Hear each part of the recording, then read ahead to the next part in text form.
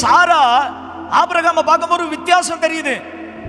இப்படியா வேணா கேட்டிருக்கலாம், என்னங்க இவ்வளவு நேரம் வீட்டில் இருந்தீங்க, எப்பவும் போல நம்ம வாழ்க்கை இப்படிதான் இருந்துச்சு, திடீர்னு வெளியே போயிட்டு உள்ள வந்தீங்க, உங்க முகத்துல ஒரு வித்தியாசம் தெரியுது, ஒரு வெளிச்சம் தெரியுது, என்னைக்கு இல்லாத ஒரு சந்தோஷம் உங்கள்ட்ட இருக்குது, என்னங்க மகிழ்ச்சி அப்படின்னு கேட்டா ஆபிரகாம் சொல்லியிருப்பாரு, அம்மா நம்ம வாழ்க்கையே இருண்டு இருந்ததில்லை, இன்னும் விடியற்காலமே வரல, இப்ப இருட்டு, வானம் ஃபுல்லா இருட்டு, அதுல நட்சத்திரம் அங்கங்க தெரிஞ்சது, அதை பார்த்து கர்த்தர் சொன்னாரு, உன் சந்ததி இவ்வண்ணமா இருக்குன்னு நமக்கு வாக்குத்தத்தம் பண்ணி இருக்கிறாரு.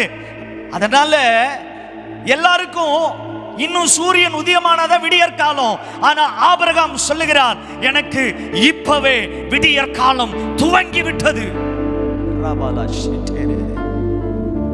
எல்லாருக்கும் சூரியன் உதயமானதான் விடியற்காலம், ஆனால் விசுவாசிக்கிறவனுக்கு நட்சத்திரங்களை பார்க்கிற அந்த இருளே ஒரு பெரிய வெளிச்சம் வருகிறது.